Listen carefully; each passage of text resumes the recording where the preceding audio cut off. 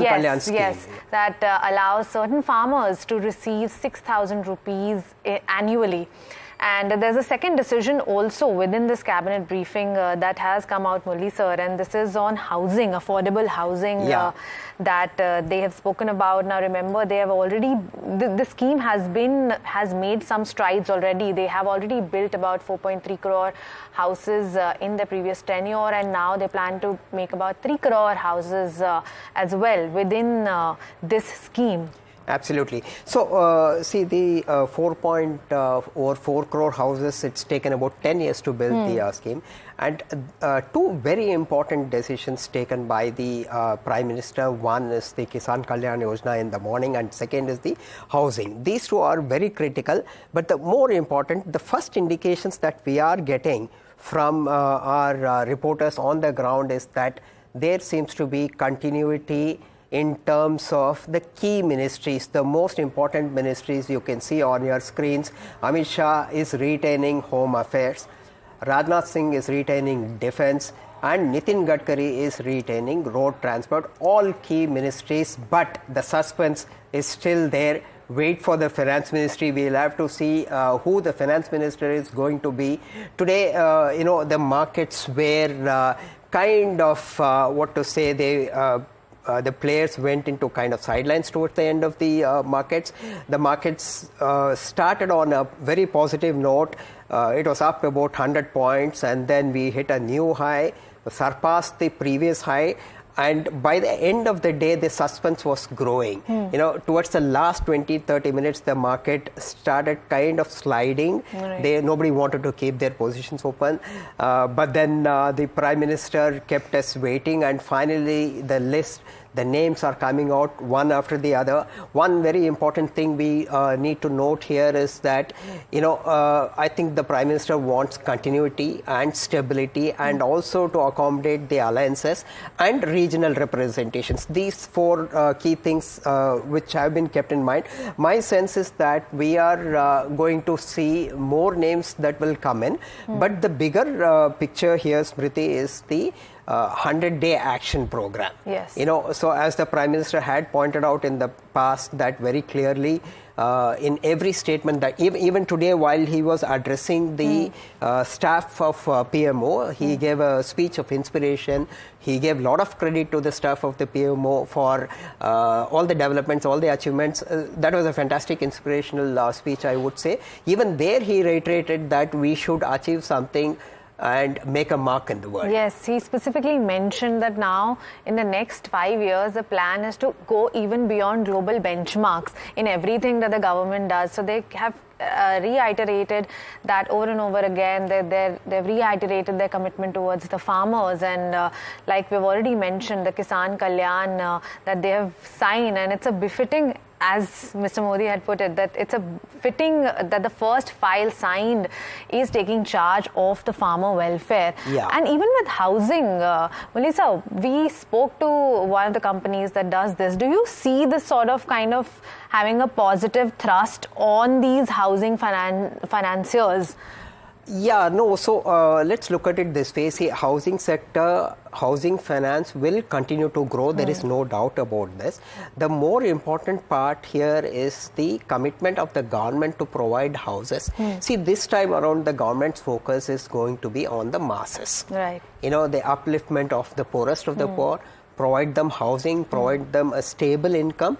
And I remember in his interview to Sanjay Pugalia, our group editor-in-chief, the Prime Minister had very clearly pointed out that he is going to focus on poverty eradication and welfare scheme. This he said even before the election results had come out. So very clearly the focus in the next 5 years is going to be on the ground. They will eradicate poverty, and they will also try and try to provide welfare schemes not as doles but as asset creating welfare schemes. My colleague Tamanna is also joining. Tamanna, thanks for joining us. What do you make of this? We have three names with us: Rajnath Singh, Nitin Gadkari and Amit Shah. All three retain the same portfolio. The same message, Murli, I would say, that we've been talking about, continuity and stability amidst all of the rumors, all of the, mechanics which swirl around a cabinet and government formation. Who will get what? Will there be a big reshuffle? The big three that have been announced so far is telling us that this is a confident government. This is a government that is not really feeling any major pressure, as has been talked about. This is a time where everyone talks about whether allies are really zoning in or not. But the fact that Nitin Gadkari, known for his efficiency for the third term, takes on the Road and Surface Transport Ministry. You have Mr. Rajnath Singh, a veteran, and the Lucknow MP as well, again taking care of defense, and of course Amit Shah back at the Home Ministry. That means that the message and focus on continuity remains key. At least the Cabinet Committee on Security is pretty much set. We'll have to wait and see what the name is for Minister of External Affairs, because that would form the quad there.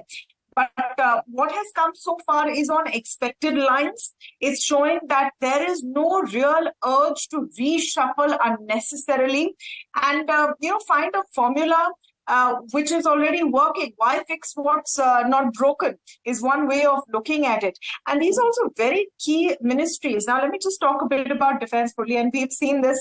The big focus for India has been de-risking itself from its dependence on Russia, which we've traditionally had. So moving into, more defense deals with Israel, etc. We've been doing that over the last 10 years.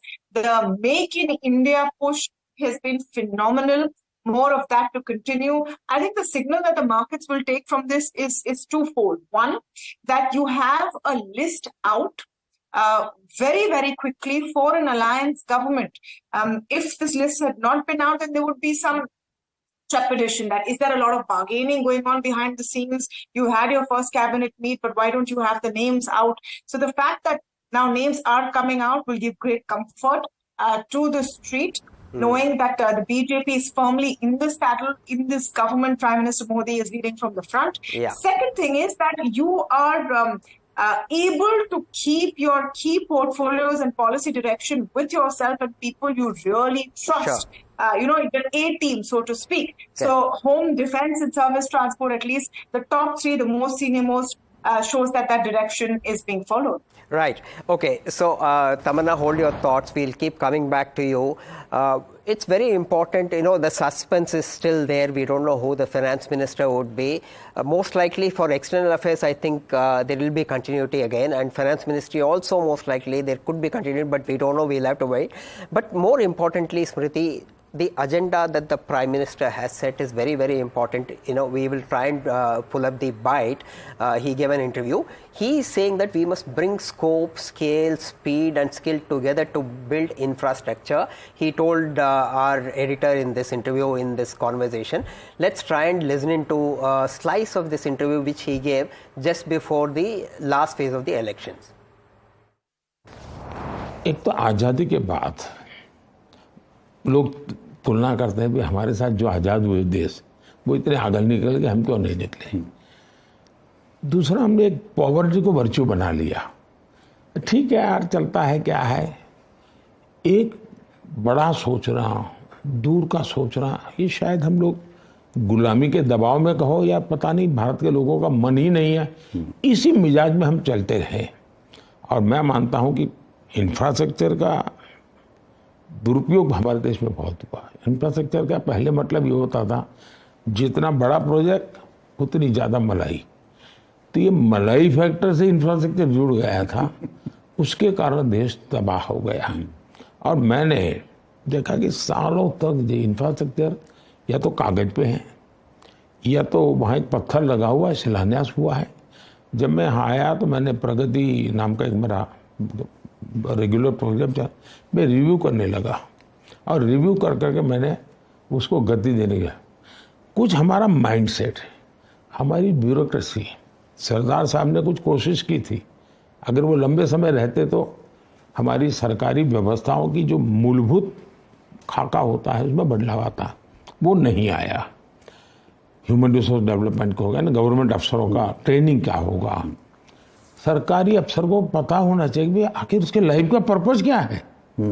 उसका ये तो नहीं कि मेरा promotion कब होगा और मेरी अच्छा डिपार्टमेंट मुझे कब मिलेगा, यहाँ सीमित नहीं हो सकता है। तो ह्यूमन रिसोर्स डेवलपमेंट के लिए फिर टेक्नोलॉजी गवर्नमेंट में हम कैसे लाए, इस पर हमारा काम है। तो एक प्रकार से इंफ्रास्ट्रक्चर में भी physical infrastructure, social infrastructure, technological सारा इंफ्रास्ट्रक्चर। अब इंफ्रास्ट्रक्चर के इन 3 स्टेप में भी एक और बात है मेरे मन में। एक तो स्कोप बहुत बड़ा होना चाहिए, टुकड़ों में नहीं होना चाहिए। दूसरा, स्केल बहुत बड़ा होना चाहिए और स्पीड भी उसके अनुसार हो रहे। यानी स्कोप, स्केल एंड स्पीड, उसके साथ स्किल होनी चाहिए जी। ये चारों चीजें अगर हम मिला लेते हैं, मैं समझता हूं कि हम बहुत कुछ अचीव कर लेते हैं। और मेरी कोशिश यही होती है, स्किल भी हो, स्केल भी हो, स्पीड भी हो, और कोई स्कोप जाने नहीं देना चाहिए। ये मेरा कोशिश रहता है। और हमने देखी कैबिनेट के निर्णय, पहले जी कैबिनेट की नोट एक बनते बनते 3 महीने लग जाते। मैंने कहा ऐसा नहीं भी, मुझे बताइए कहाँ रुकता है। धीरे धीरे धीरे धीरे करके मैं करीब 30 दिन ले आया हूँ। हो सकता है मैं आने वाले दिनों में और कम कर दूंगा। यानी मुझे स्पीड का मतलब ये नहीं है कि कंस्ट्रक्शन की स्पीड बढ़े, निर्णय प्रक्रियाओं में भी गति आनी चाहिए। ऐसे हर चीज की तरफ मैं ध्यान केंद्रित करता हूँ। एक आपका ध्यान होगा, बहुत कम लोगों का है, और मैं मानता हूँ कभी आप पूरा एक प्रोग्राम कर सकते हैं टीवी चैनल, गति शक्ति। जैसे दुनिया में हमारे डिजिटल इंफ्रास्ट्रक्चर की चर्चा होती है, लेकिन गति शक्ति की उतनी चर्चा नहीं है। टेक्नोलॉजी का एक अद्भुत उपयोग, स्पेस टेक्नोलॉजी का अद्भुत उपयोग, और पूरे भारत में कहीं पर भी कोई भी इंफ्रास्ट्रक्चर का प्रोजेक्ट करना है, लॉजिस्टिक्स खर्च को कम करना है, लॉजिस्टिक सपोर्ट बढ़ाना है, गति शक्ति एक ऐसा प्लेटफॉर्म हो रहा। मैंने देखा, मैंने जब पहली बार इसको लॉन्च किया तो राज्यों के चीफ सेक्रेटरी से इतने खुश हो गए कि भाई अब आप हमारी गति शक्ति प्लेटफॉर्म पे जो डेटा है 1600 लेयर्स हैं, आप कोई भी चीज डालो तो 1600 लेयर में से वेरीफाई होकर के आता है कि यहाँ कर सकते हैं, नहीं कर सकते। ये अपने आप में एक बड़ी यूनिक चीज है जी। तो इंफ्रास्ट्रक्चर प्लानिंग में हमें बहुत बड़ी सुविधा रहती है, इसलिए मुझे लगता है कि हम बहुत गति से आगे बढ़े। Okay, so that was the Prime Minister before the election results came out, before the elections. Very clearly, Smriti, he's talking about for many decades, which I've seen and people in my generation have seen, that poverty has been made a virtue in this country. There have been several attempts to eradicate poverty. We have still not got there. So that's going to be the focus to a great extent, whether that is done through creation of employment, through welfare, through doles, or whatever the case may be. That is the predominant requirement. Once you step on to a target very clearly that we will eradicate poverty, then the growth and development of the nation will be both together.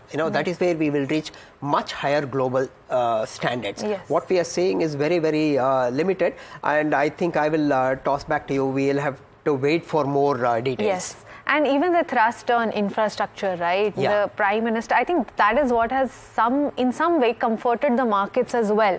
That this sort of policy continuity in terms of infrastructure spending is going to continue on that scale that the government has been talking about, even if this is sort of a coalition government that we're going to see this time. But we'll slip into a short break right now and we'll be back with more updates. Stay tuned.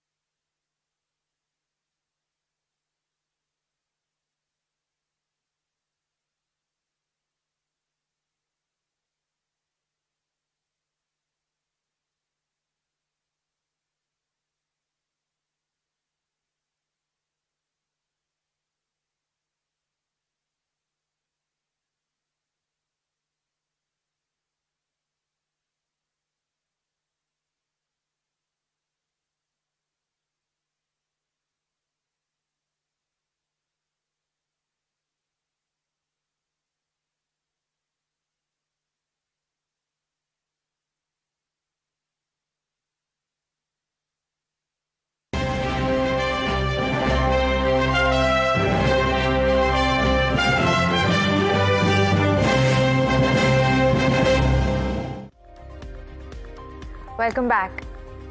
Welcome back. You're watching NDTV Profit. Some more updates now. We have Manohar Lal Khattar, who's been given a portfolio of power along with housing and urban affairs. Now remember, power was with Mr. Rajkumar Singh earlier, which is now being given to Mr. Khattar, and along with that he's also given another ministry, which is the housing and urban affairs. There's also another update. You have Jitin Ram Manji, who's been giving MSME ministry as well. There's so a couple of names, Murli sir, here. ML Khattar having two key portfolios. So I think there could be a strategy here. You know, later if the need arises, if some other alliance partner has to be accommodated, that reshuffling becomes easier. So that is the trick here. You know, combining two portfolios, giving it to somebody now, so that there is headroom to accommodate demand. I think that's the best way of managing an alliance, and that will also ensure stability. But for those who are tuning in, let's also recap what we have said so far. We don't have the official list. What we have is from our reporters. These are all source-based, likely names. So to recap, the policy here, as far as the key ministries is concerned, the Prime Minister is focusing on continuity and stability. Rajnath Singh for defense, he continues. Amit Shah for home ministry, he continues. Nitin Gadkari for road and transport, he continues. So there is continuity in key ministries. We are waiting to understand what the strategy is as far as finance ministry is concerned. That is still a suspense, Smriti. But the important point here is that the markets. Okay, so now my producer tells me that we have information that Nirmala Sitharaman will continue to hold finance. This is based on the sources we have picked up. This is very clearly a big relief for the markets, because the markets wanted continuity. There have been speculation that finance ministry would go to Piyush Goyal or to Amit Shah. Now that's not happening. Nirmala Sitharaman continues to be the finance minister, and I think in a short while we'll bring some sound bite from the finance minister who gave us an interview a little while back. I'll request my producers to bring that up. But meanwhile, there are lots of information, interesting information coming in. We are looking at, excluding the Prime Minister, we are looking at 71 ministries, of which 30 are cabinet ministers. Yes. Let's get in our colleague Tamanna as well and get a sense of how she's thinking about it. You have Tamanna, you have ML Khattar holding two ministries, and along with that, Nirmala Sitharaman continuing to be the finance minister. Markets would definitely take a positive cue from that. How are you kind of viewing this?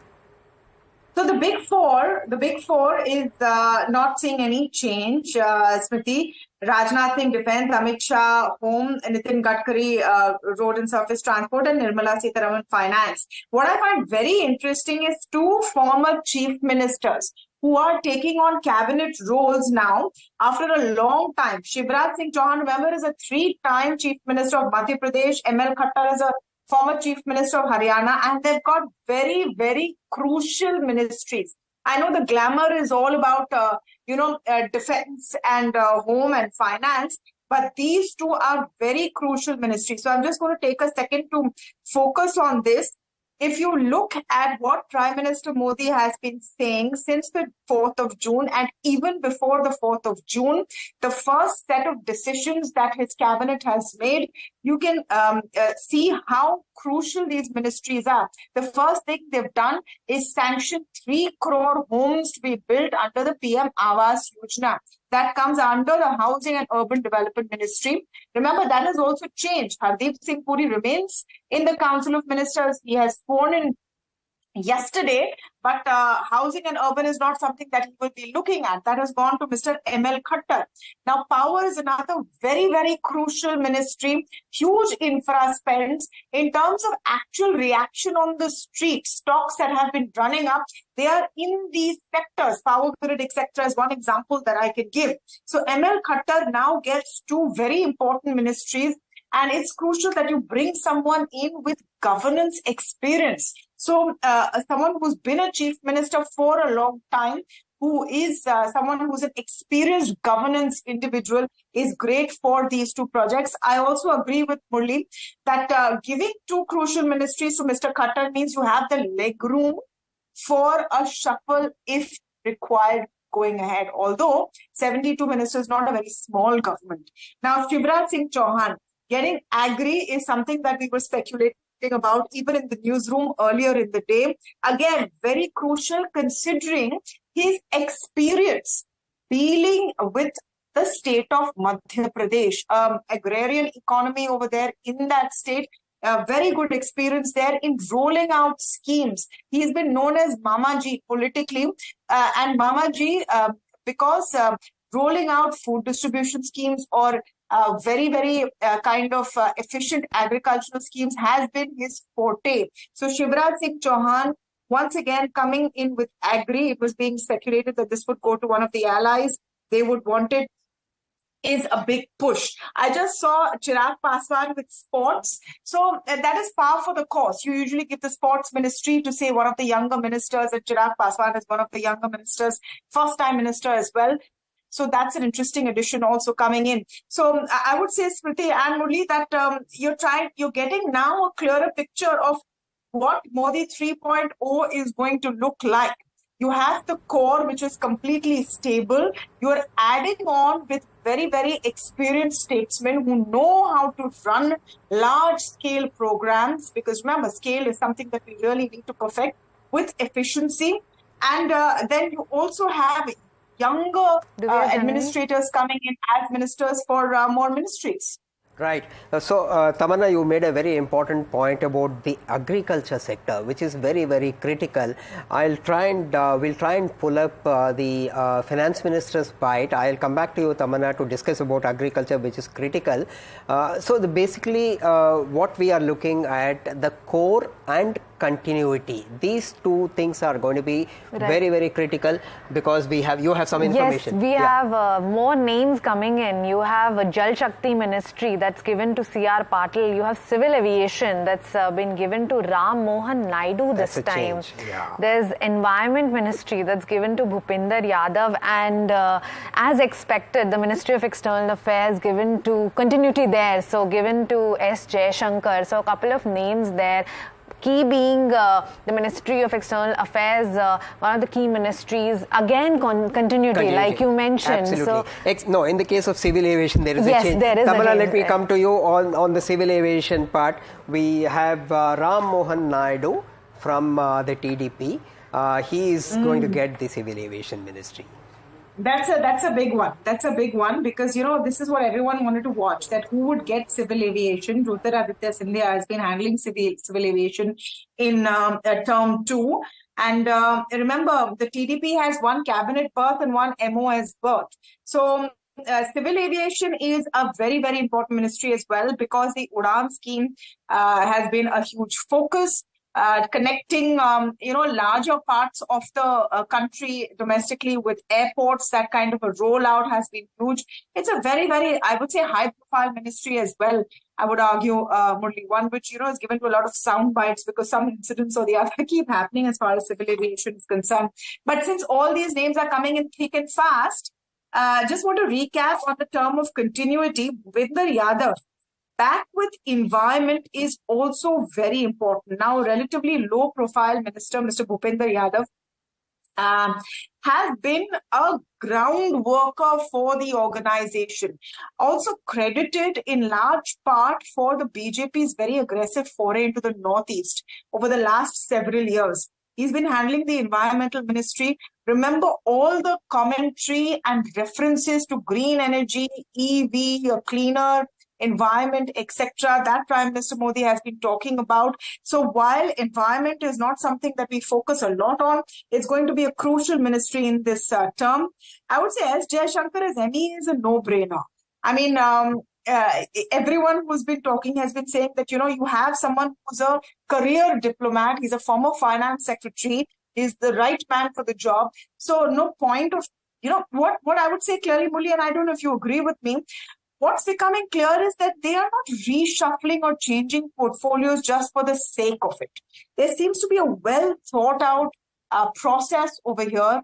to actually allocate and play to the strengths of the team, and then add in the other allies and the newer entrants to the cabinet in a way which is apt to what their specialities are. All right.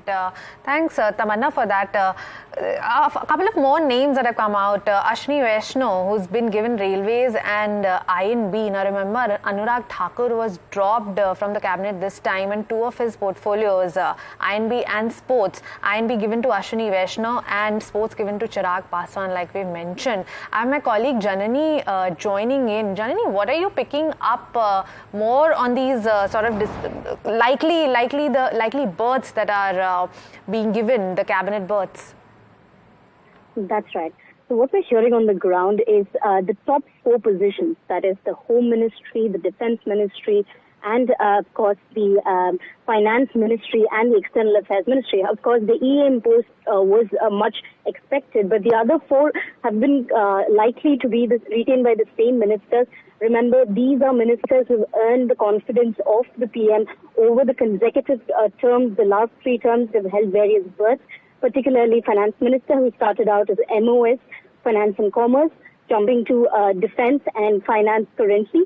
It's likely that all these 4 ministers have been retained at their current positions.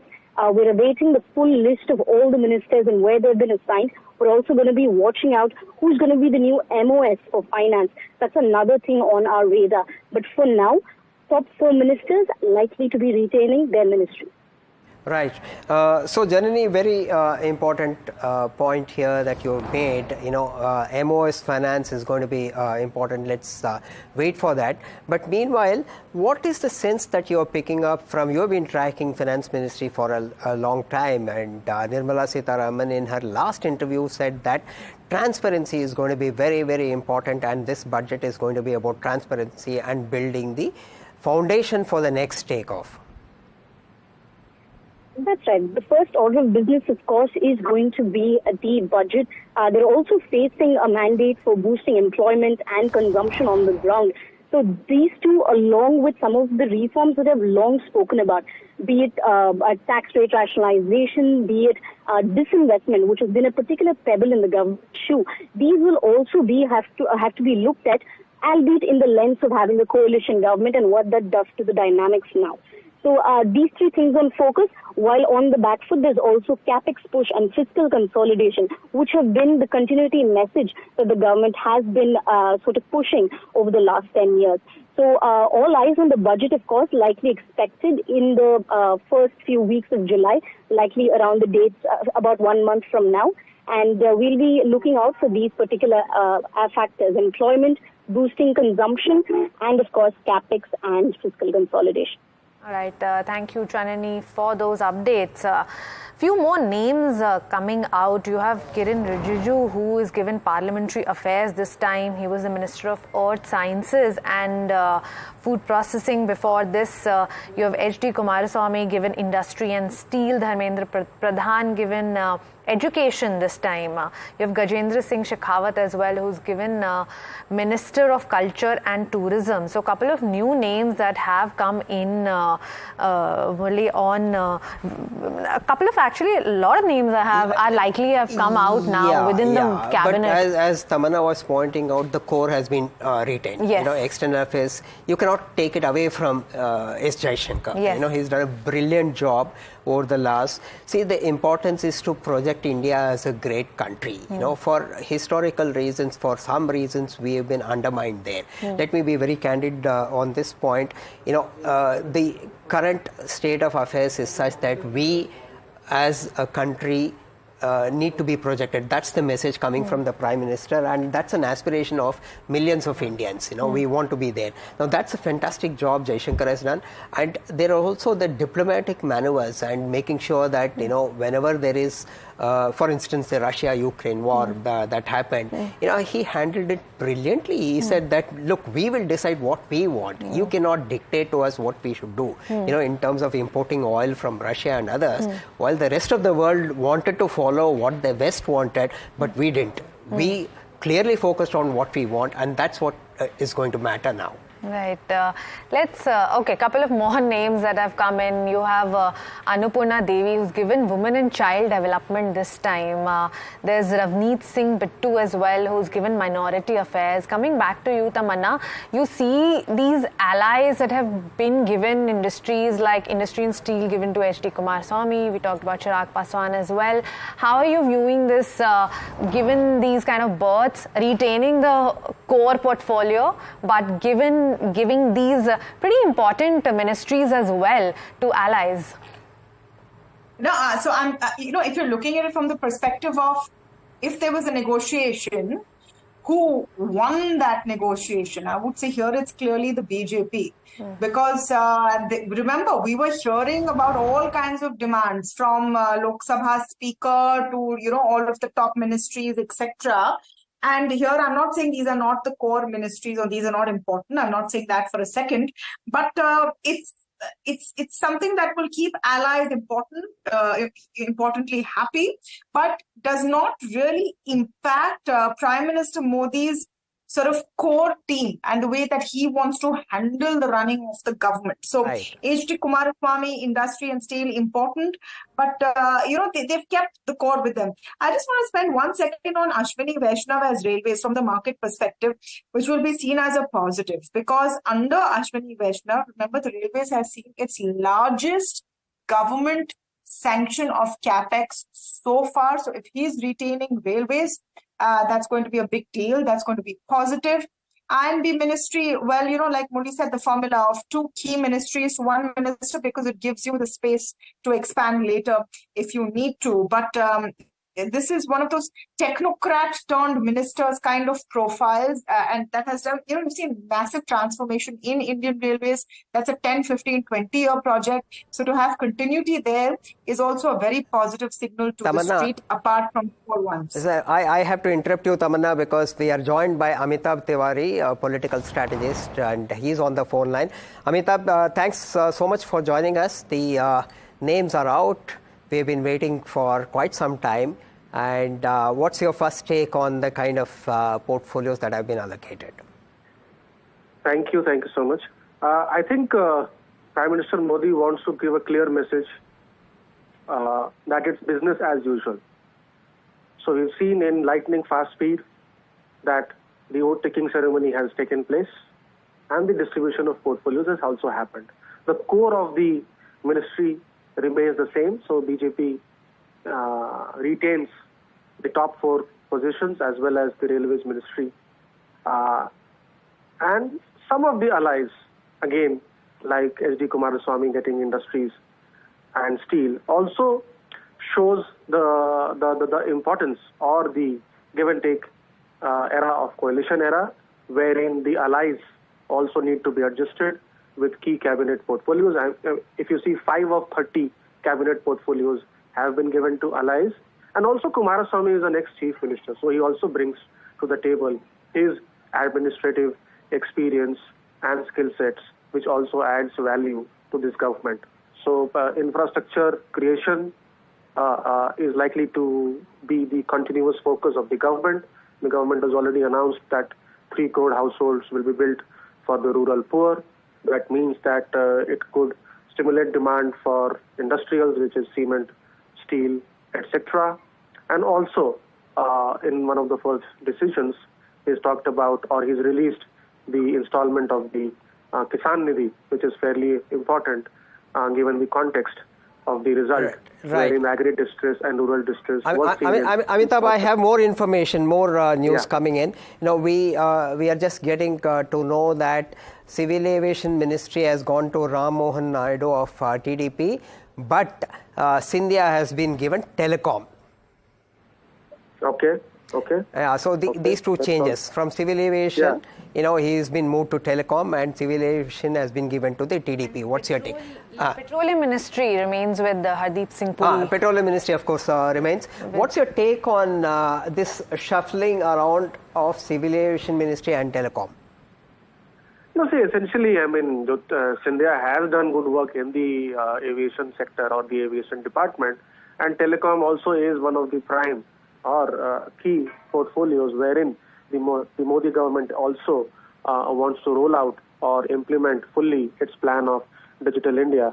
And we are also, that's why probably this shift has been made. And also one of the ministries has to be given to the ally. So that's how the ally here, which is the TDP, has been accommodated with one of the key portfolios, which is the aviation. But I see continuity of the policies and not much changes in the policies of the aviation ministry going forward. Right. And one more point, Amitabh, I wanted to ask you is that there are, from the list that you can see or from the information that you are getting, do you think the Prime Minister is keeping some headroom to accommodate any issues that might arise in the later part of the ministry's tenure? Yeah, of course, sir. Of course, there is a headroom for 8 more ministers which can be included because the maximum is up to 80 ministries. And we could see an expansion of the NDA in the future also, many smaller parties or other regional parties joining the NDA. So that's why this flexibility has been kept. I think one more important name which needs to be discussed is Kiran Rijiju as the Parliamentary Affairs Ministry. Now, in this government, which is a coalition government, the role of the Parliamentary Affairs Minister becomes very, very important. So as we discussed earlier, 3 battle lines drawn for Modi. One is, it's a coalition era, so you need somebody who keeps, who maintains a direct and constant touch with the allies.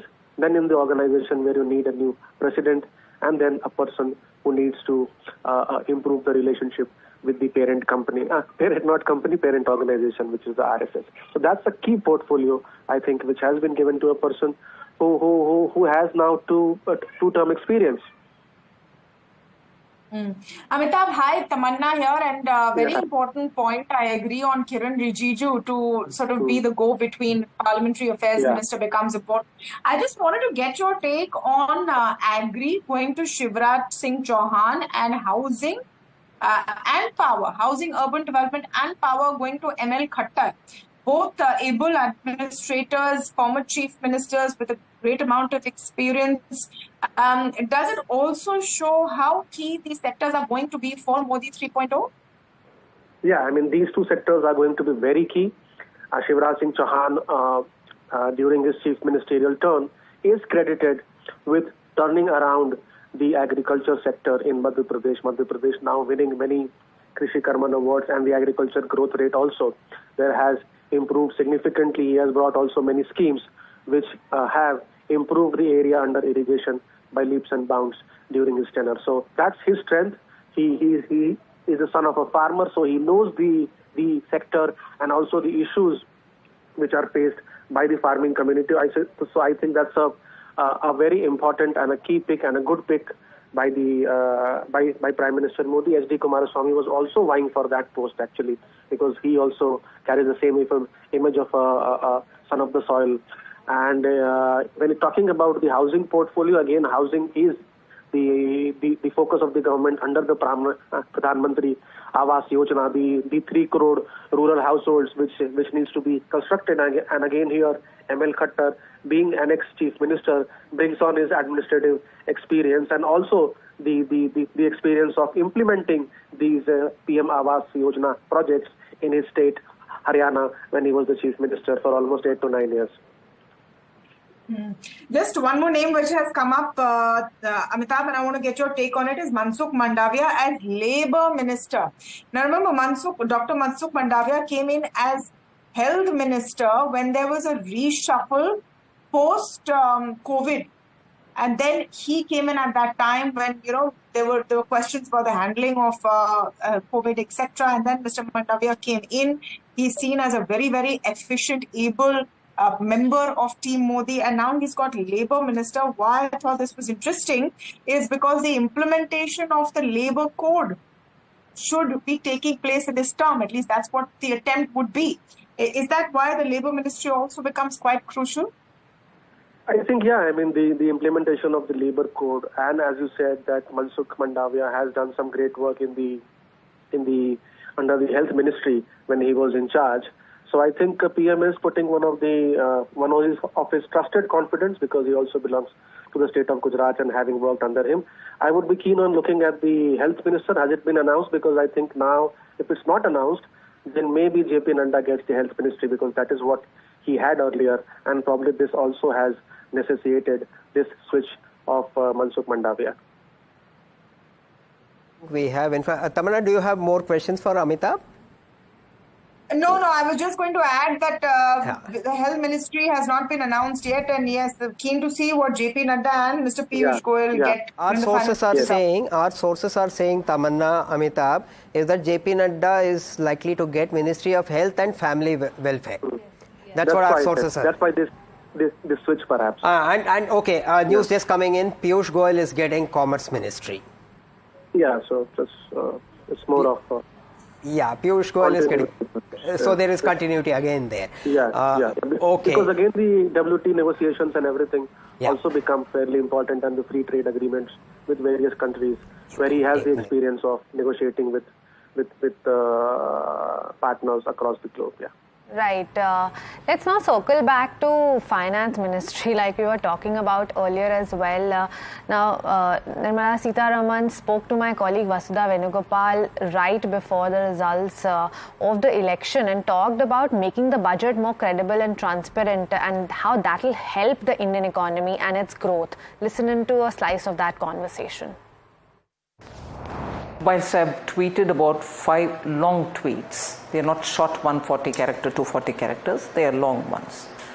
But I've been doing it on selected critical topics in which the last 10 years, the Finance Ministry has made a big difference. And we think some milestone achievements have been reached. In that, the one which is today speaks about the changes that we've brought about in the budgeting process, and also in the very way in which the budget is made and the speech. In all this, 2 highlighted points are transparency and efficient and effective ways of using taxpayers' money. So the aim has been that the budget has to be a transparent and credible statement. I'm not suggesting earlier budgets were not credible. I'm suggesting that it has to be completely transparent and completely speak for itself. So it cannot be that I've borrowed money, but I've not shown it in the budget statement and I've kept it somewhere else. So every activity of the Finance Ministry, which forms a part of the financial statement, will have to be explicitly shown. So for that, we've taken a lot of steps. Brought every extra out of the budget borrowing also onto board, onto the budget, and therefore what you see in the budget is what is actually happening in the Finance Ministry. That's one. And second, language is something on which I'm very keen to highlight. The budget, when read out, or as it is being read out, sometimes goes beyond a citizen. He thinks, oh, it's all technical, we don't need to hear it, but tell me what is the tax on me? And that's the limited extent to which he's. But we wanted to make sure that every citizen is able to understand what is being read out. So the bureaucratic, roundabout way of things, saying things are all cut down, and it's a sharp reading out of the statement, and therefore anyone can understand, anyone can take points out of it. But the second point that has to be highlighted, which I've started saying it, is money that is taken as tax will have to be timely used properly, and shown that it is being used. So that is the transparency with which we use, efficiency with which we use, and as a result of which, what are the steps that I've taken to show that taxpayers' money is being used. That is why today's set of 2 tweets, 5 long tweets, go into the details of what has happened in the 10 years, that India's budgetary process is now lots more transparent and accounts for efficient use of every rupee collected. Okay, that was Finance Minister Nirmala Sitharaman when she was the Finance Minister in the previous regime. Just to clarify to the viewers that this interview was given to NDTV's Vasudha just before the election results came in. Very clearly what she is saying is all about transparency and efficiency. Now, I think these 2 matter a lot. See, in the past also, over the last 10 years or over the last 3 decades, if you see, there have been plenty of schemes. There have been some of the brilliant schemes have been there, but implementation and efficiency really matter a lot in a country as diverse as India, which has got diverse challenges at the grassroots level. At a macro level, we might be managing the fiscal deficit, we might be managing a brilliant banking system, but if the benefits of growth, if the benefits of development have to reach to the grassroots, to every citizen of this country, you really need efficiency. And I think in one of the speeches, the Prime Minister also emphasized, I think it was post the elections, at the NDA meet after the results came out, there he very clearly also said that we will eliminate corruption. Now, corruption has to be eliminated, poverty has to be eradicated. There are fantastic schemes, growth is happening, but the distribution of wealth needs to be taken care. I think the budget is now going to be a very important tool of implementation of this efficiency.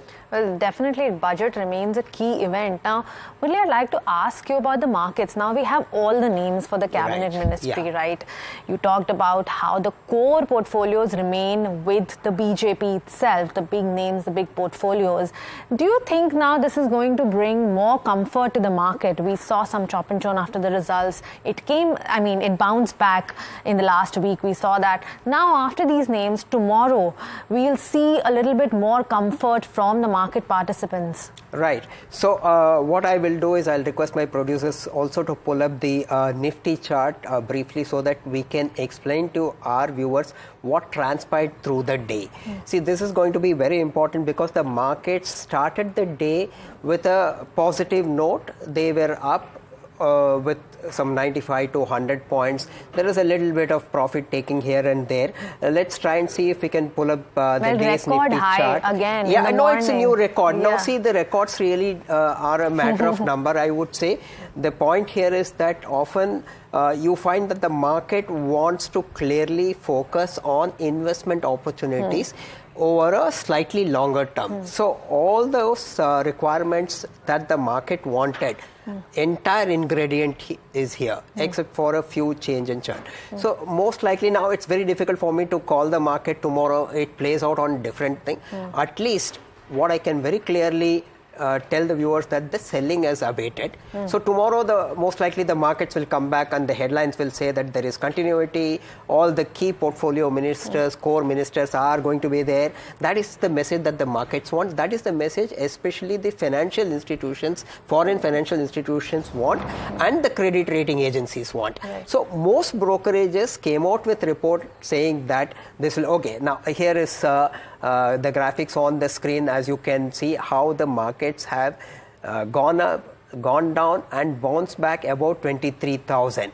And today they opened on a positive note but ended flat because the portfolios had not been announced and they were quite very clear that they wanted continuity. Okay, so I'll come back to this topic a little later in depth and we'll talk about what the investment strategy should be. I think we are being joined by an expert, a senior journalist of Andhra Pradesh politics. My colleague Chitti Pantulu, a senior journalist, is joining. Chitti, thanks for joining us. You track the Andhra politics and Telangana politics very closely. What do you make of Ram Mohan Naidu's appointment as Civil Aviation Minister? Good evening and thank you for having me. I mean, it's not a surprise actually if you come to think of it. The Civil Aviation Ministry is a portfolio that was with the TDP earlier in Modi 1.0 when Ashok Gajapati Raju was a Civil Aviation Minister and he did a good job over there. But he quit due to differences on the special category status for Andhra at that time. So quite naturally that TDP and Chandrababu Naidu would have obviously demanded the same portfolio and he has got it. Now coming to actually Ram Mohan Naidu, it is not a surprise. He is he's a three-time MP, very young, even though he's just 36 years, baby in the cabinet, a very capable person, politician who has actually run the whole gauntlet of political, growing up. Right from the age of around 24, 25, he has gone through the rigmarole. First as a local constituency representative, and then in 2014 he became an MP. And then, of course, he comes from a family of politicians. Almost all of his close family are in some position or the other currently. Many of them are MLAs, and many of them are very active in state politics. So, and then, of course, he is quite qualified. He's actually a electrical engineering graduate from Purdue University, and then, of course, he has also done his MBA from Long Island. So very clearly, one has seen him in action in the Parliament also, the last two, Lok Sabhas. So very capable person, and I think he might be the right choice.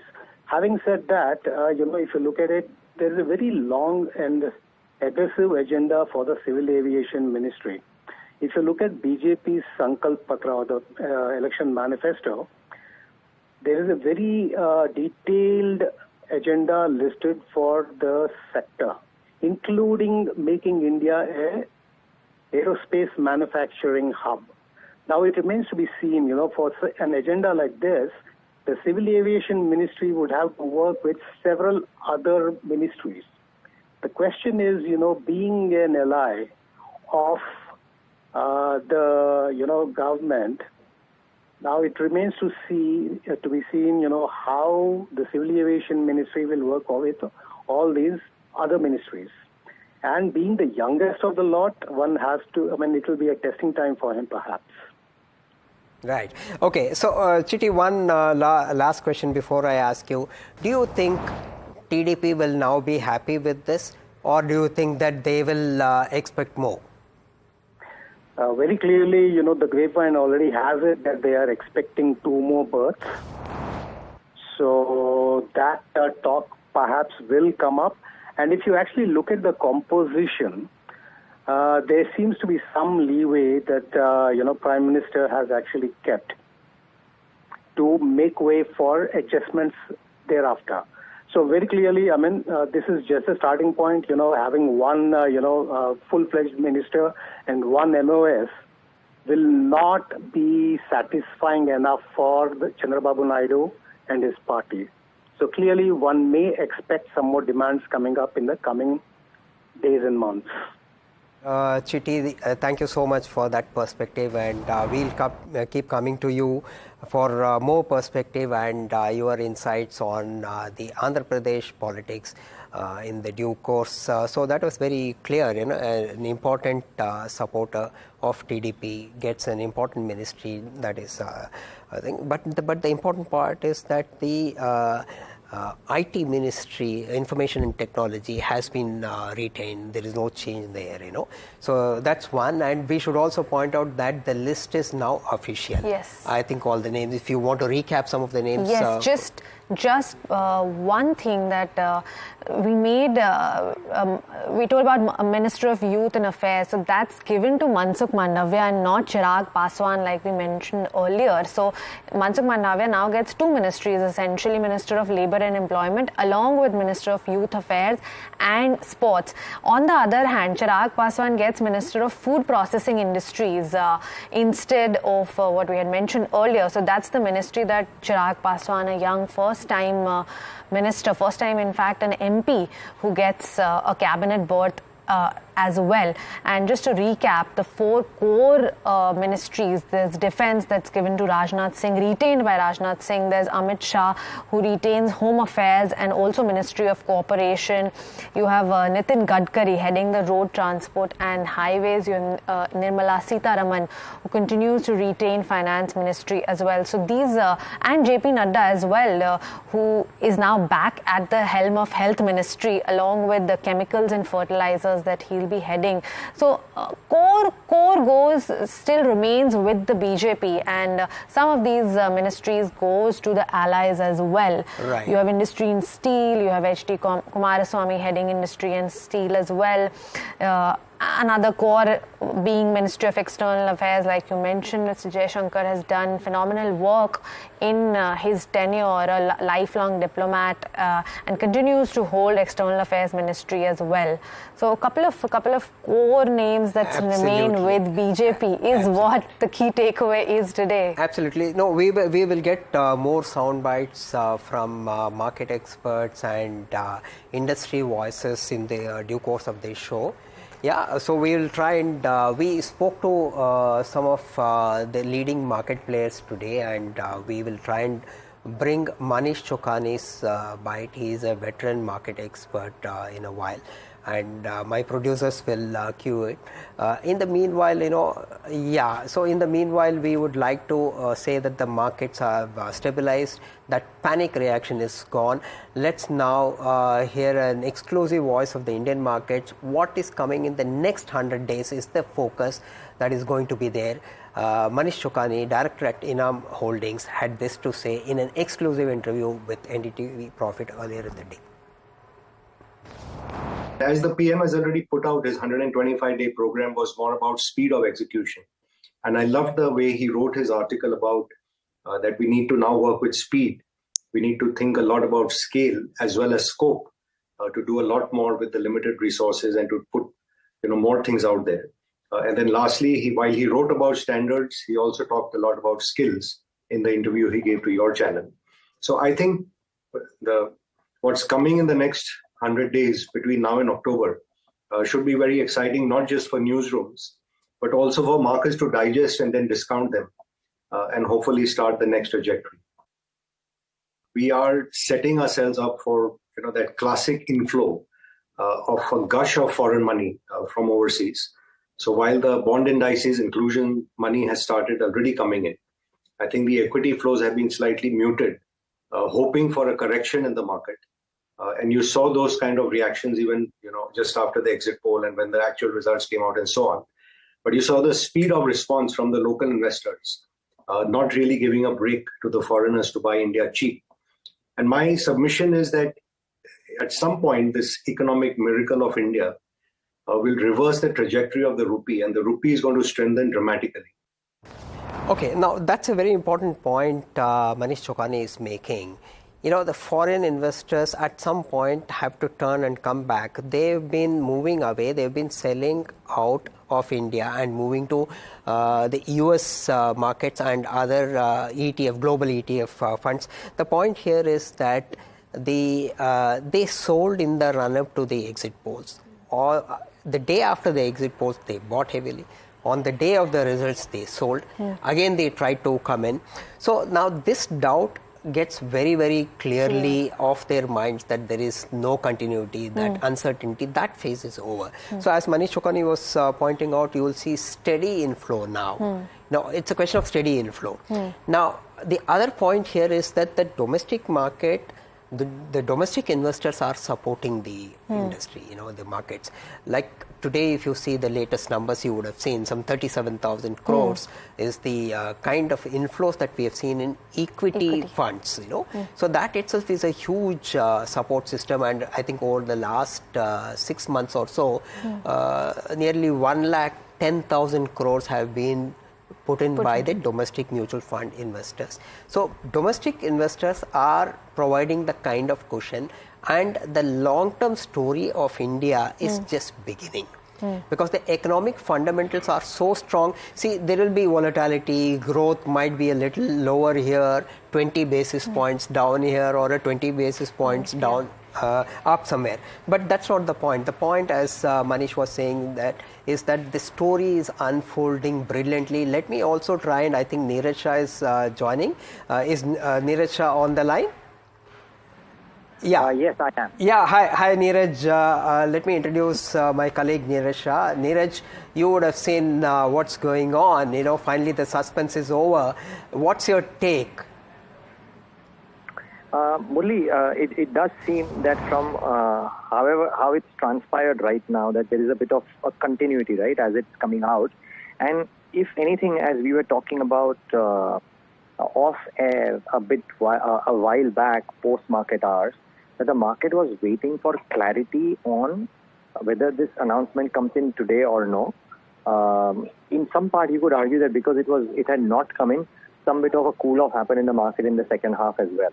And had this not come in, it would have been a bit of an issue for the markets tomorrow morning. Now that the cat is out of the bag, in some sense, this really helps the market sentiment. So a bit of a continuity, if you will, and which is always welcome. Right. So Neeraj, you see, if we go by today's action, what did you read? Because we opened on a positive note, but we closed on a flat note. Yes, I think there is more to just the local political piece out here. So in a morning on the trade setup as well, we had spoken about how, because of the fact that it's a week which is very eventful, because we have the FOMC announcement coming out on Wednesday, CPI data coming out from India, China and the US this week, plus the fact that the cabinet was not sworn in, at least until afternoon. So in the morning, the belief was that the market will not have a very large directional move either side. If anything, if the announcement would not have come in, yes, we would have cooled off quite significantly. But there would not be very large directional up moves or down moves until Wednesday's FOMC cabinet is out, FOMC department data is out of the way. Now that this one thing is out and there is political continuity, because we have most of the ministers, as we see, there is so much of continuation in whether Nirmala Sitharaman or Nitin Gadkari or Amit Shah or Rajnath Singh, that the market will believe that one tick mark done, and now wait for the big FOMC announcement on Wednesday and see if the Fed says anything untoward with regards to the direction of the interest rates in the US. I think that now becomes the big determinant, because this is now a done deal. Right. If this is a done deal, how do you expect the markets to open tomorrow?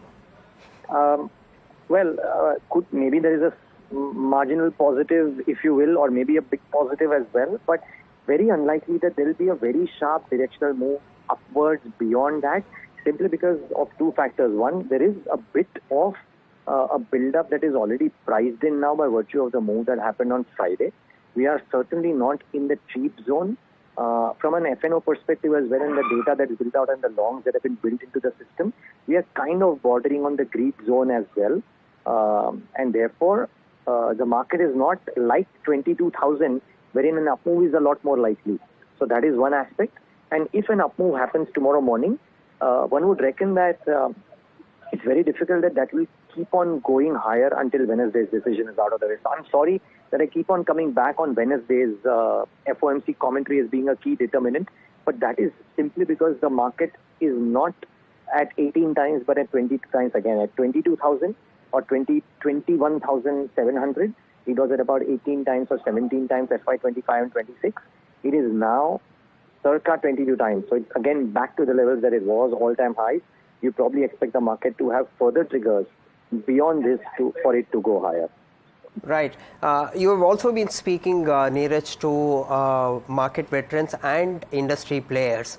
What's the kind of takeaway that you're getting from industry players? So, for example, this afternoon we were speaking to Manish Chokhani of Enam Holdings, and Manish's view was, because he was in Europe for so many days, he mentioned that he believed that there is a flood of money that was on the sidelines waiting for the event to get over for it to come into the Indian market. He firmly believes that over the course of the next 12 months, there will be a large pool of money that will make its way into India, which was sitting on the sidelines waiting for the event to get over. And so much so that Manish Chokhani believes that there is a very high probability that the rupee will actually continue to strengthen over the course of the next 12 to 18 months, as opposed to it being steady as well. That's the extent of the money inflow that is likely to come in. We've spoken to Vallabh Bansali, an interview of which, or a conversation which we will air tomorrow, wherein Vallabh Bansali is also of the opinion that just globally the way India is poised and the conversations that he's had with large pension funds and money managers across the world, he believes that India is the cynosure of most eyes, if not all. And we all know the local data flow. In fact, Murli, you know it better than most, that the local data flow and how the local domestic money, the money from our viewers per se, has helped shore up the market every single time the market has gone down. So I think on that count, most people are sanguine. Right, I agree with you, Neeraj. I think your insights are going to be very important tomorrow morning as well. As we open the show tomorrow morning, like Neeraj was pointing out. Thanks, Neeraj, for your thoughts. As Neeraj was pointing out, you see, now tomorrow's action mostly will focus on what next. What next? So I think, as Neeraj points out, there will be a lot of movement that will happen. There would be further move, but then the markets will quickly shift focus to what next in terms of global cues. Yes. Because your RBI policy is behind, and they will start focusing on specifics. As you said, markets are overvalued. You know, FOMC on Wednesday. Yes. That remains that's what the market will be watching out next. FOMC decision. So a big week for numbers, not just numbers, rather events. You have cabinet coming out today, cabinet members coming out today. You have FOMC as well this week. So a lot of factors affecting markets this week. And like he mentioned, he expects a sanguine and not too much of a directional move tomorrow as well. We saw some chop and churn today as well. Market highs in the morning and then a bit of a sell-off in the later half of the day. So we're going to be watching out for tomorrow's moves as well.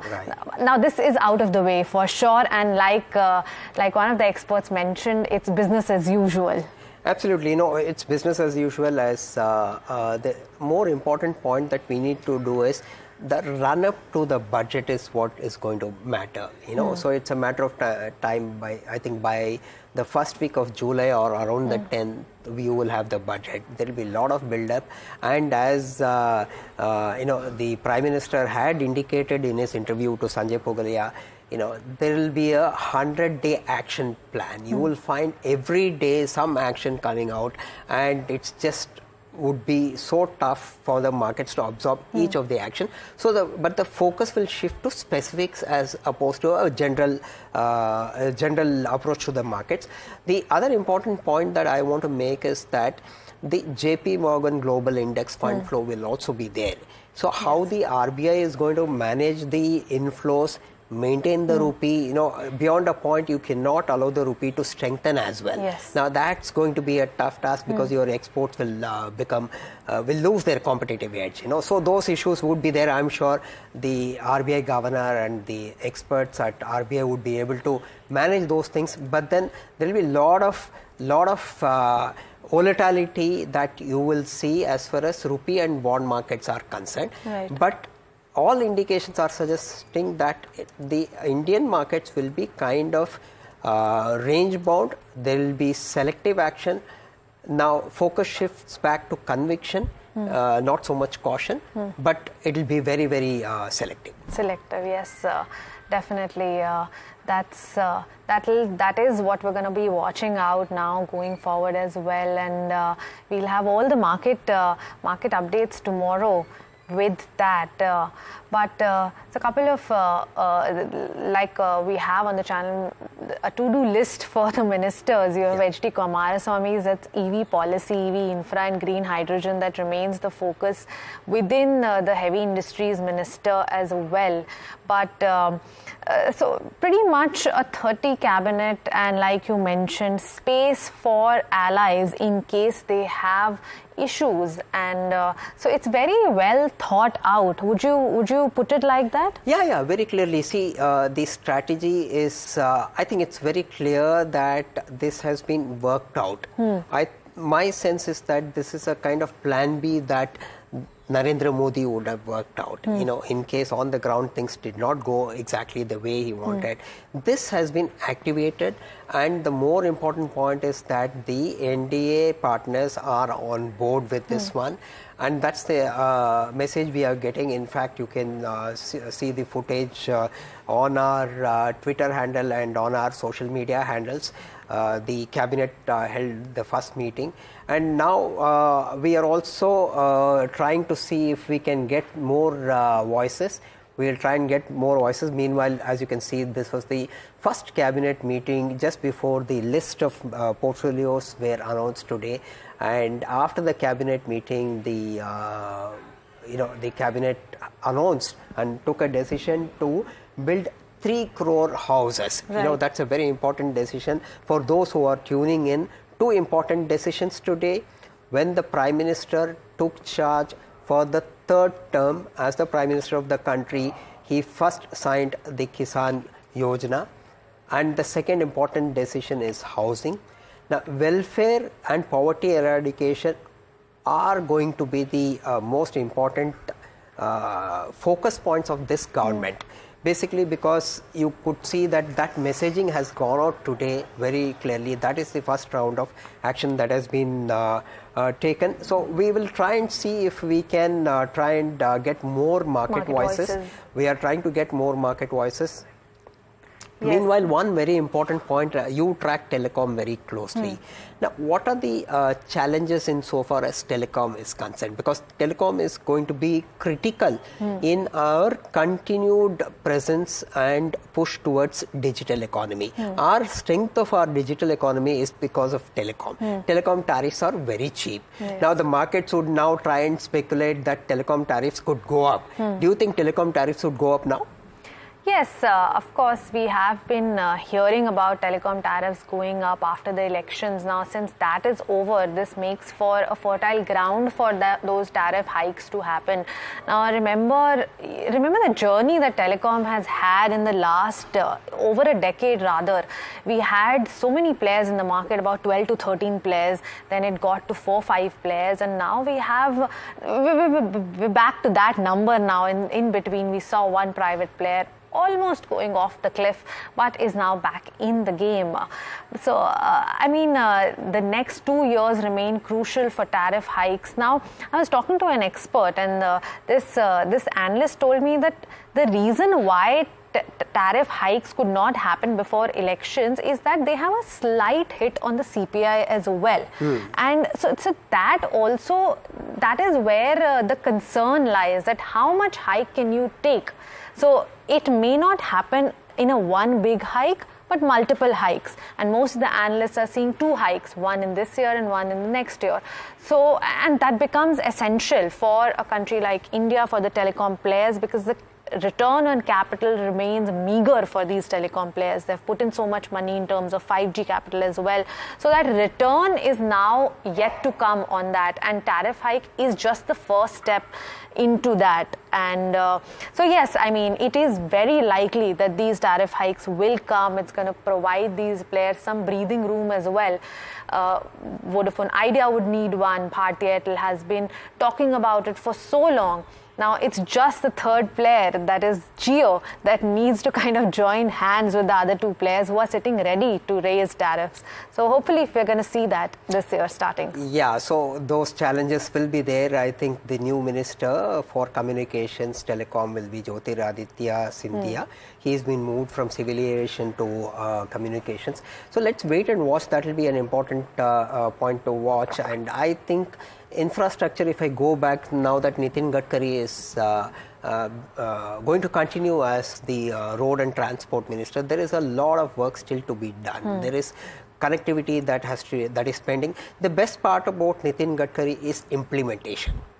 He always makes sure that projects are implemented on time and they are implemented to the best possible way. Now that's going to be watched. Then railways will be another important ministry to watch. There will be a lot of projects that are going to come up, and we'll have to see what are the new railway projects that will be coming up and how privatization can help there. So that is the second piece we need to watch. Defense is a very, very critical part, because defense, you could have seen how all the defense stocks have given phenomenal returns. Now, there were some doubts, so you could see, some kind of cooling off effect. So maybe there will be some catch-up that might happen tomorrow, but then we should be able to try and check how the defense stocks are going to move. And my producer is giving me some instructions. Maybe we have more guests on the line. Yes, we have Shripad Nayak joining in on the show. He's given MOS power, so Ministry of State within the Power Ministry. Welcome, Mr. Nayak, and thanks for joining in on NDTV Profit. Mr. Nayak, can you hear me?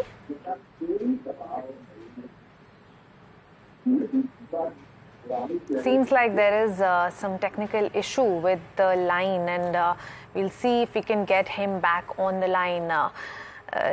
Mr. Nayak, are you able to hear me?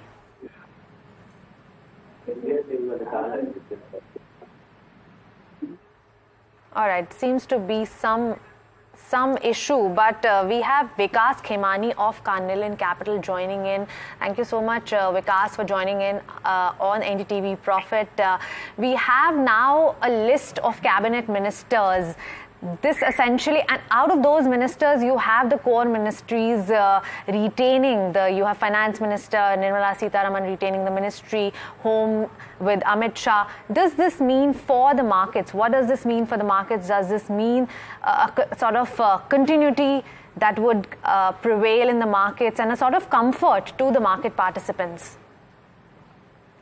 Absolutely. I think it is definitely first of all, reposing the faith in the previous leadership. It means Prime Minister Modi believes that the previous core team did a great job, and hence they've got the role back. And also, it means continuity for policies, for the process which was in the previous regime. So I think it is definitely comforting for the markets. And of course, most importantly, I would say the speech Prime Minister gave today, where he's saying that then we need to now think not only from a point of view of what we did in the last 10 years or how we were before versus what we should be, but rather he's saying now we need to be best in the world, and accordingly we'll have to make our policies and reforms. It means he's reimagining India. He is reaching the goals for Indian bureaucracy as well as the ministry and for himself, which I think is definitely a positive sign. And I'm sure when he's reposing the faith in his team, means that same team will be able to imagine along with him the lines of how he is thinking. Right. Vikas Murli here. Thanks for joining us. See, the political part of uncertainty is kind of behind, So now there is great deal of certainty, and the focus just before the election results came was on economic fundamentals. We had stunning GDP growth. You had the RBI giving a bonanza, and you had the S&P ratings upgrading our outlook, for India to positive. Now, do you think that these economic fundamentals, strong economic fundamentals, can be used to take off and put in place a series of action plans? No, absolutely. I think, the broad framework of the policy was in place, is in place. I think as long as India continues to invest significant amount in building infrastructure and capacities, India can definitely leapfrog. It can reduce the cost of business, cost of living, cost of manufacturing. It can, and whenever you build a significant infrastructure, it also has a multiplying impact. Same way, so by infrastructure, manufacturing, if you just focus on that, both private and public, it just kind of pushes the nation forward. Services side, India was always doing well, and I think continues to do well. So I think, the more of same, with a little bit more focused on. Seems like we have. Yeah. We have lost connection. Seems like we have lost connection with Mr. Khemani, and while we try to get him back, he also seems to believe this sort of continuity that's going to play out in the markets, and the budget that now becomes something that we'll be watching out for, and that might come a little bit later in the next month. So that's a key watchable that now that we're over this phase of elections. Absolutely. No, so the important point I think Vikas was trying to make is that the ability of the present government to scale up everything, as the Prime Minister has said. Now, we are taking it to a scale where we will be able to put the country on some kind of an auto mode. Now, why is so every voice in the industry, every senior market player including the FIIs, have recognized this factor. You know, you had Moody's report which said that this is going to be the decade of India. Right. You know, if this is going to be the decade of India, the foundation has already been laid and everything is coming together. Now, political stability, instability, that will come and go. But we are on a track where you cannot go back. Right. You can only go forward. And I think you have, you want to play some interesting bites from the industry. Yes, we spoke to FICCI President Anish Shah earlier today and he said that the government would need to focus on long-term growth. Listen into a slice of that conversation. Well, thanks so much for tuning into this very special conversation with Dr. Anish Shah. The new government is formed. The portfolios, in all fairness, may or may not have as much of an implication to the overall business confidence, because we know overall the construct by virtue of the ministers who've been sworn in as well.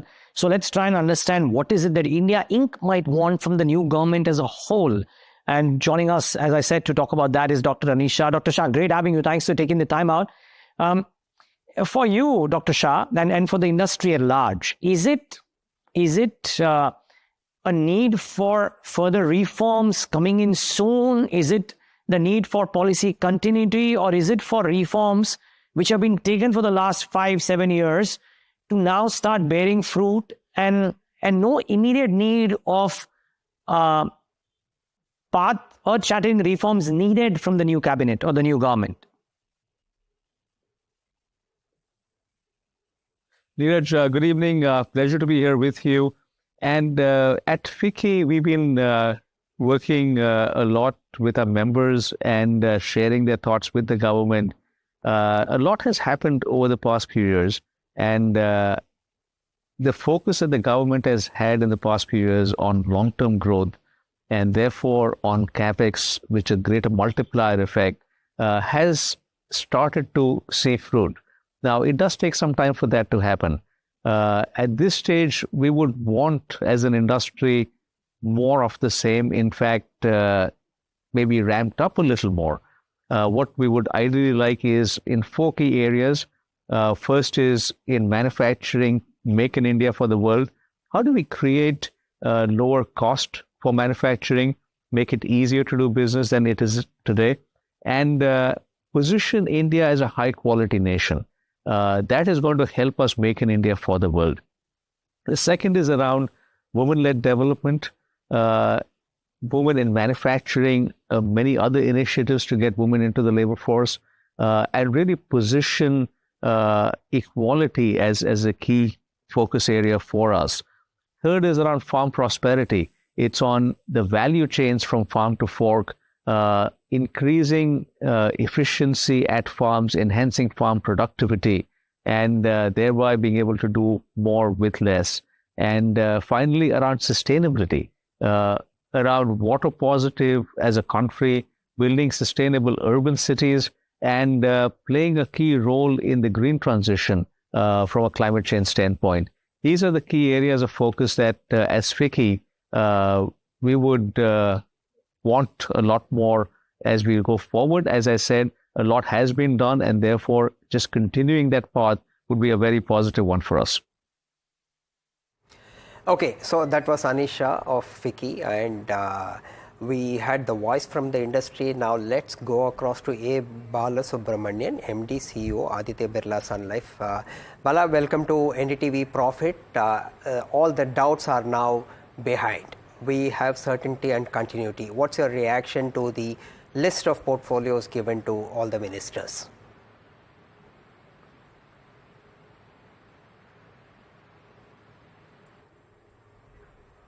Okay, I think we lost connection with A. Bala. We will try and reconnect. So an important point that is being made is that every industry wants to focus on growth. Now, there are two factors to this. One, you can ride on the growth path if you have Capex coming in. Now, who's putting in Capex? There are very big groups that are putting in Capex, and Adani Group is the biggest of all the industry players who are putting in huge amount of Capex. It's running into billions of dollars, which is why the markets love and to focus on the Adani Group of stocks, and that's a fact everybody knows. Okay, we have got Bala back on air. Bala, thanks for joining us. We lost your connection. What's your first reaction to the portfolios that have been allocated? I think probably, clearly the continuity factor has been maintained. Earlier, the key portfolios where each of the ministries in the last 5 years have done a great job in the respective area of assignment that they had. Whether it is finance, whether it is defense, whether it is home ministry, whether it is commerce, whether it is external affairs. Some of those key ministries have been primarily responsible for upbringing the economic growth as well as upbringing the overall image of the country in multiple ways. So therefore, the continuity factors they are maintained on those key ministries without making any changes, including Commerce Ministry with Piyush Goyal is heading it. Which in my view is good, and which is what my expectations as well before the actual announcement was coming in. So I felt that probably the continuity factor will be the one which will be maintained while forming the portfolio's allocation. So that I think it's good news. I think even from broader market point of view, the continuity factors will definitely give much more. They don't need to reinvent the wheel, and the overall the roadmap that they had laid out as respective ministers, I think will continue. Probably will gain more strength and also gain more speed on the left out implementation point of view. Therefore, execution could also become faster given the fact they know the dynamics of each of the ministries, and therefore they'll be able to push it forward most of the reforms or maybe most of the execution they're supposed to do. I think it'll only do good, and probably even from an investor's point of view, this will be seen on a very positive light. Right. Let me come back to you on this question of fundamentals. I'm not talking about company fundamentals. If I look at fundamentals of the industry, which are the core areas you think the Modi 3.0 government action plan will focus on? I think from industry point of view, I think before even the formation of the ministries, they have made an announcement with respect to the rural housing sectors. I would probably assume that rural sectors will get the flip, whether it is for housing, even for urban housing. I think that probably would get higher flip. And second is some of the sectors which have gained a significant attention of the government in the last few years, especially power and power-related sectors, will probably gain more strength, given the fact that to make India self-sufficient on the energy segment, I think that will probably get more flip. And agriculture sectors, now they're given a separate ministry for the agriculture sectors, also would get will draw their attention, especially the agriculture sectors go through a lot of natural vagaries. At the same time, key sectors from boosting both consumption point of view as well as for increasing the rural income point of view. Maybe that sector also, in my own belief, will get higher attention. Right. Mr. Bala, Smriti joining in here as well. Just wanted to check if, so we have now this cabinet out of the way. Now, we have seen FIIs that have started to come back to the markets as well. But does that now mean this is now the focus will now shift to... Okay. I think I have to interrupt here, Bala. We have the Minister of State for Power, Mr. Shripad Naik. Mr. Naik, thanks for joining us. Mr. Naik. Thank you. Namaskar, thank you and congratulations. You have a very major important task ahead. What's your first take? What are your thoughts for the power sector? Yeah. दे दो मेरे पास. Mr. Naik?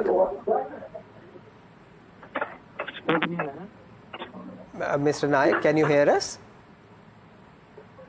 I think we have lost connection. Yeah, yes. Mr. Naik, can you hear us?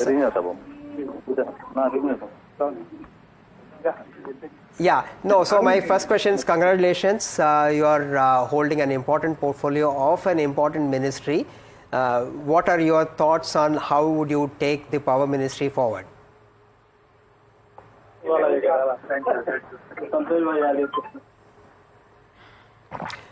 Okay, fine. So I think there is a problem with the phone line again. Must be a very busy day, right. I guess, for all the ministers. We'll try and connect with him again, and let's go back to Bala. Sorry, Bala, we had to interrupt you. You were sharing your thoughts.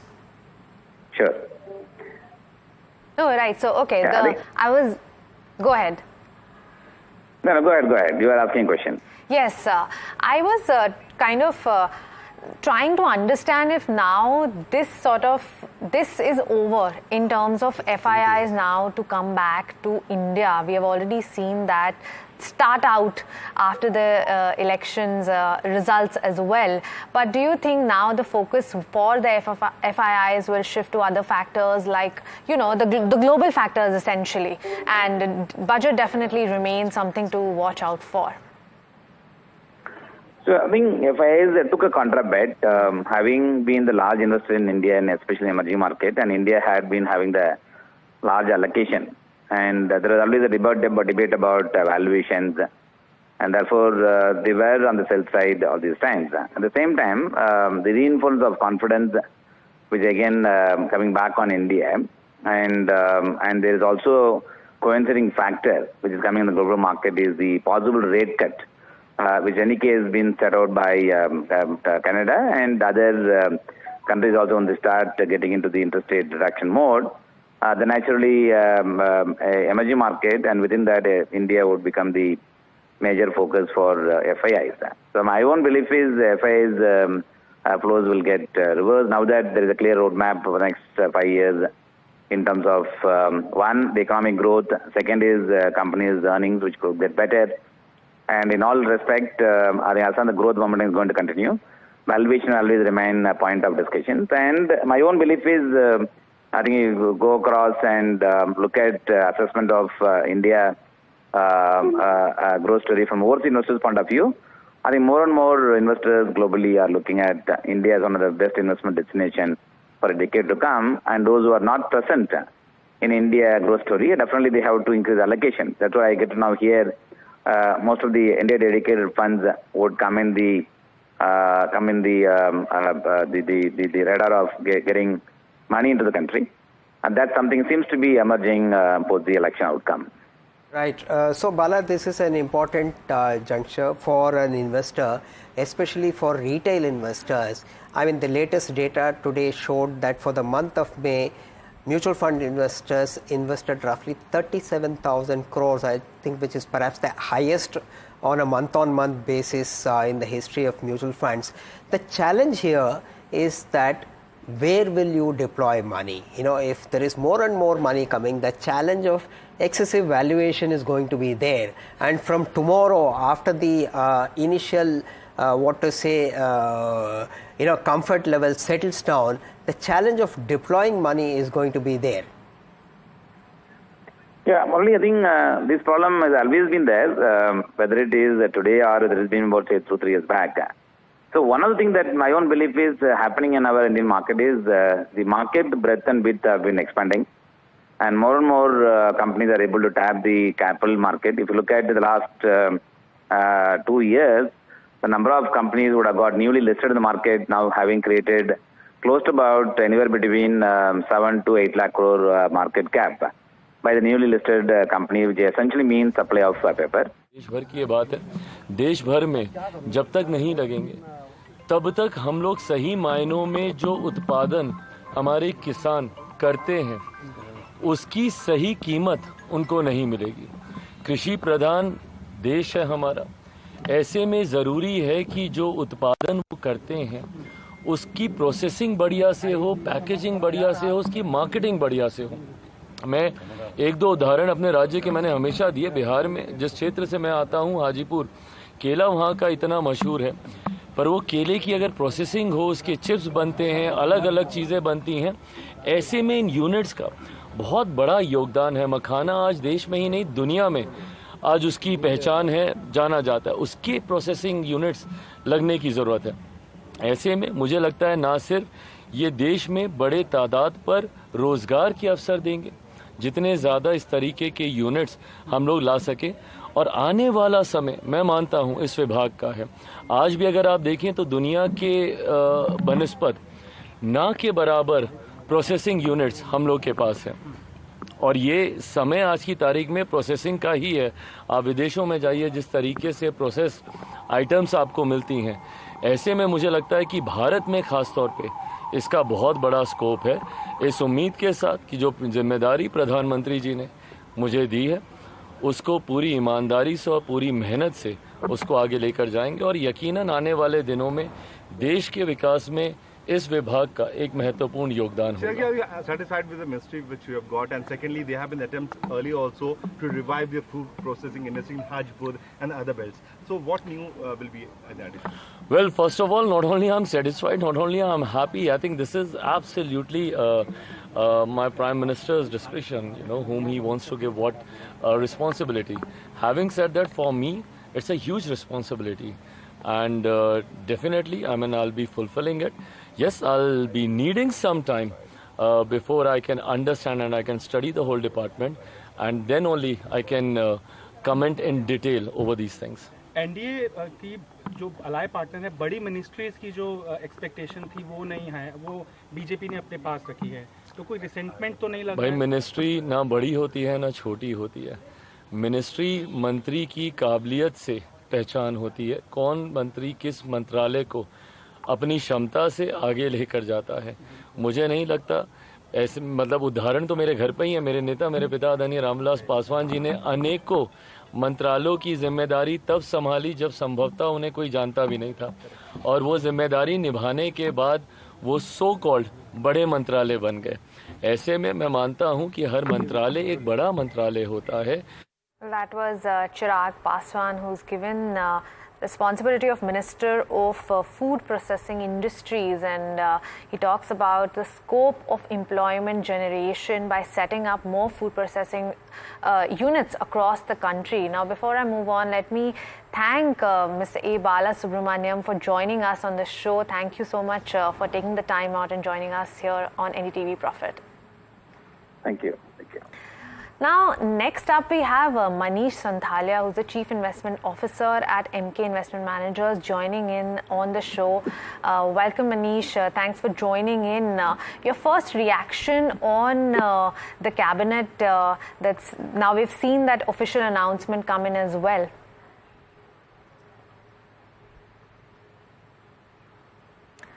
Manish, can you hear us? All right. Okay, I think it's very, very clear that we'll connect to more experts, and tomorrow again we will bring a variety of voices. We'll be bringing some of the biggest voices in the industry and in the markets. But to recap, I think we should wind up by telling the viewers who have just tuned in that there is very clearly continuity in the allocation of portfolios. All the key ministries, be it defense, external affairs, home, finance, all the ministers have been retained. Now that's the biggest message coming out from the new government today, and I think we will be able to cover and get you more voices as we go along. And in case you missed some of this show, you can always tune in to ndtvprofit.com. We are available on social media, and we are also available on the entire NDTV network. Thank you so much for watching us. Stay tuned. Thanks again.